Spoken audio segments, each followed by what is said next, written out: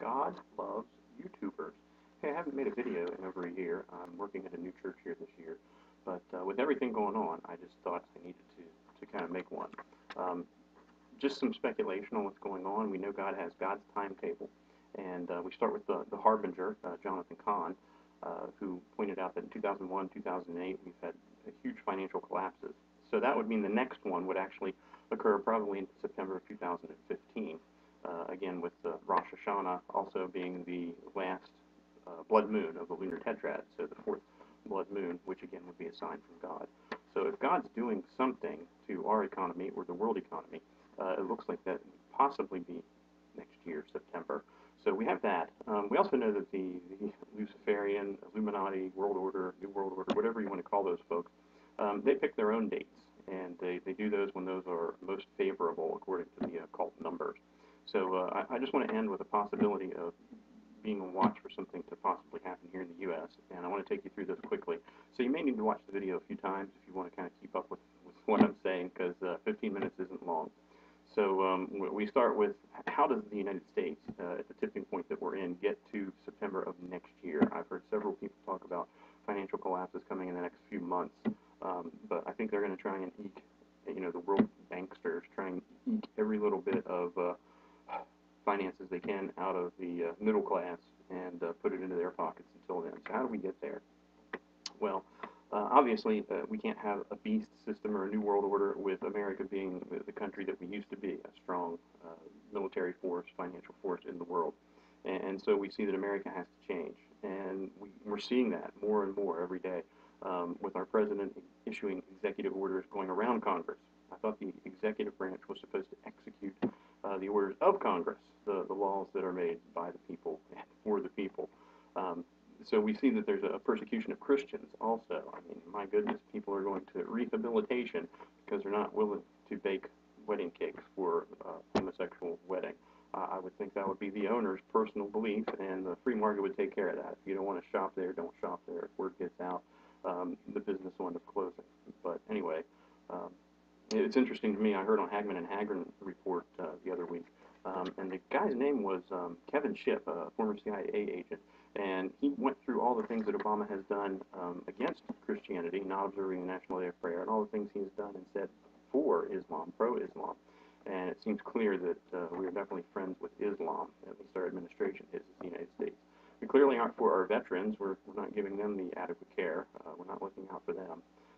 We've got lawlessness in government. I mean, where are those emails? The IRS has targeted folks. What happened in Benghazi? We just can't get answers. We can't get any kind of answers. And then on top of that, $16 trillion, 17 trillion debt, and then unfunded liabilities of what, 240 trillion? I mean, it's crazy. And then you go to the derivatives, which is just an astronomical amount. And it seems clear that we are like a flower that's been cut off from the stem, and we're we're dying. We're still enjoying what we've had in the past, but it seems coming soon.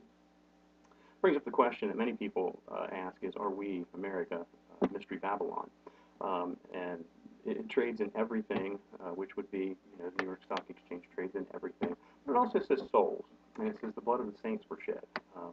So I don't think we're there yet, but it's quite possible that we could be fulfilling that. If we are Mystery Babylon, you look at Jeremiah 50 and 51 where it talks about Babylon, and it says that Babylon God would send an army out of the north.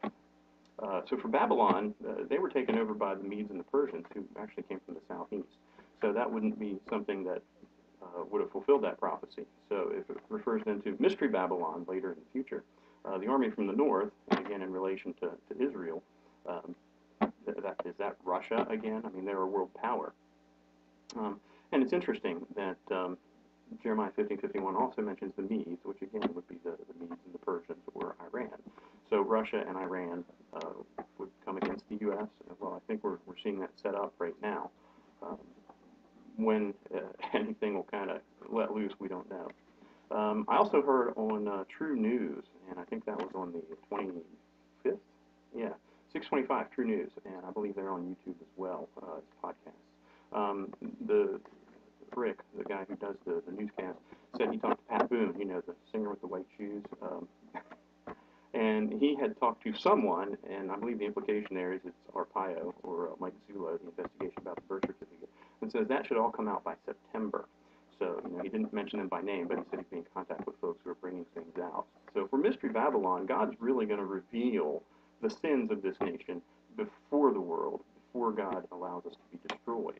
And so that would be something that could come to light. And since the world knows this is coming to light, or the powers that be, I should say, know that this is coming to light, they know this investigation is happening. They know that the sins are going to be put out there. Again, they want to divert attention from what's going on. Interesting that Putin would appeal to Christian values and say that America has lost her way. To think that a communist nation would appeal to Christian values and say we've lost our way. Again, it's just setting Russia up.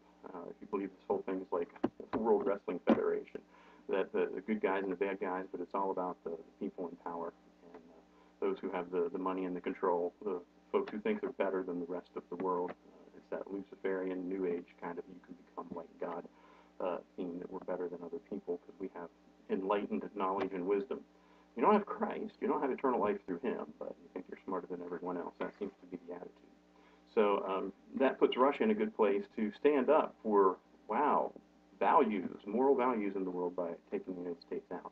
So how in the world can we, again, prop up the petrodollar to get us through another year? How can we kind of keep these tensions going and the focus off of everything before America changes drastically and everything just totally falls apart into chaos so this new world order can come into being?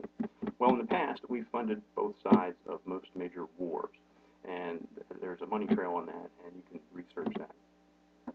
So we would start another war. Doesn't that just seem like us? And it's kind of amazing that, we now have ISIS, and gosh, the Islamic State in Iraq and Syria. Isn't it just interesting that we've never heard about ISIS until, 6 weeks, 2 months ago? Who are these people? Where did they come from? Well, it's interesting that we pulled out of Iraq. Meanwhile, we've been funding the rebels in Syria. And so it starts out as an Arab Spring for freedom on Facebook. Let's, poor Assad's treating us poorly and the poor rebels. And then the Muslim Brotherhood gets involved, and then even more extreme folks are involved in the fighting. And so we're supplying them in Syria. So then they take over Iraq, which, hey, we conveniently withdrew our troops and said, hey, you want to take over western Iraq, northern Iraq? So ISIS shows up now. And believe it or not, this is the ancient biblical Assyria. So when we talk about the Assyrians, they took over Israel, or Ephraim, the northern tribe, when the two tribes were split. And then it was Babylon who came in later after they defeated the Assyrians and took over Judah and took them into captive. And that's where you get the story of Daniel in the lion's den. He's carried off from Jerusalem into Babylon. So this is ancient Assyria. Again, it goes back to the Harbinger. Jonathan Cahn says these people from the area of Assyria. It would also include southern Turkey. So they haven't taken over that yet. But ISIS, this is Assyria. Is this the beast? Is this the beginning of the beast system? Because it's the beast that was, is not, and is to come. And so Assyria hasn't really been a national state or a peoples for a long time. And now here we are with a state, an Islamic state, that makes up ancient Assyria. So the beast that was, is not, and is to come. And so it would be these people, possibly. Again, it's the king of the north in Daniel, chapter 11, comes against the king of the south. And that follows a very historical pattern. You can track that down to a certain point, and then it starts going into things about the king from the north will set himself up as opposed to God. So we find that this is also referring to an end-time event. So is this ISIS going to conquer the king of the south, Egypt, who's going through their own struggles, and now has a president who's very pro-secular democracy? They've overthrown the Muslim Brotherhood. And so hard times for Egypt. Again, that's Isaiah, 19. So we could have a cruel ruler over them as the king of the north goes out to take over the king of the south. Anyway, we need to do something over there with the ISIS folks who we supported in Syria. In fact, we now find ourselves being allies with Iran to attack the folks in Iraq, these ISIS people. But if they somehow get to the Syrian border, wherever that is these days, I'm sure that's blurred up in the mountains there, then all of a sudden we're supporting them again to overthrow Assad. So, if we would go over there for any reason, and gosh, we're talking about sending troops, but not for military purposes, We're just sending troops and money and funds over there to help fight ISIS. But are we really fighting them, or are we really trying to support the Islamic Nation? And again, go back to that Hagman and Hagman report, where we find our president so pro-Muslim that it's not funny. But we might actually be supporting ISIS to overthrow Assad, which again takes us to the eventual end of Damascus, Isaiah 17. So, all this stuff kind of ties together. If we would go over there, and it would make sense for us to go over there, if the American people would have the stomach for it, because we want to support the petrodollar. We want to prop that up. So if we've got an investment in the Middle East to try and keep nations stable over there, or at least appear like we're bringing some stability to the region, the petrodollar gains some status in the world, and so it props it up longer before an eventual collapse. The other thing it would do is if we would go over there, we would be in another war, basically, and that would take precedent over everything here in the United States. All these things that we're talking about internally, lawlessness, and why can't we get answers and transparency. We have to band together as a nation, regardless of whether we like who's in control or not, Republicans or Democrats. Not that I see much of a difference anymore these days. And so it again takes the focus off of our internal problems. So our nation can continue to fall apart from within while we're in the name of supporting unity against this Islamic State. The bad thing is Russia is pro-Assad and pro-Syria, and I don't see Russia trying to step in if we actually have troops on the ground over there. But Russia going to a point where they would say, all right, we're going to go back into Ukraine, we're going to take more land, those border states between Russia and Europe, go back where there is a Russian majority, and they could go in and win support there and take over more land for Russia. So now we've got skirmishes and wars all the way up from the Middle East all the way up north. And again, more wars, more rumors of wars. ISIS, one of the things I had mentioned is the possibility that Christ could be the rider on the white horse who goes out as Israel makes the first strike.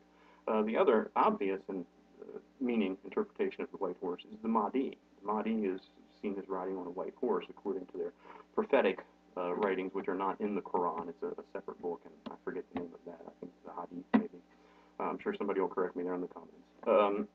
But the Mahdi goes out on a white horse, and we see ISIS, this map where they want to take over all of North Africa, even Spain, all of the Mideast over to India.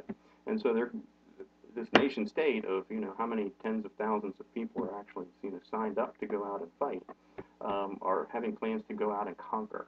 So is this the beginning of this Mahdi state that wants to go out and fight and start wars and rumors of wars, that somehow pulls together a world coalition after a financial collapse? Interesting. The only thing that's really lacking is, our resolve in the U.S. We don't want to go to war. So what's it take to get us to war? Well, how about another attack here? 9/11 happened, and all of a sudden, everybody knew the name Al-Qaeda.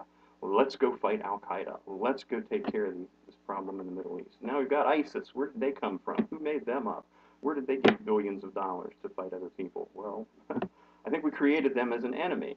So can you see another 9/11 possibly happening? And I've heard from the guerrilla economist on Hagman and Hagman just last week that, and that was June 24th, I think, that he's looking at mid-July, like July 15th, as a date, and that would be an occult date for an event. Again, we're not setting dates. We're speculating and watching. The powers that be would set up a world date. And 715, by the way, I looked up the occult number on angel numbers, 715, and I'm going to put all these links in the description. 715 talks about being a new beginning in the midst of chaos. It's a sign that the angels are directing you in your divine path. So it's kind of an interesting number. So July 17th.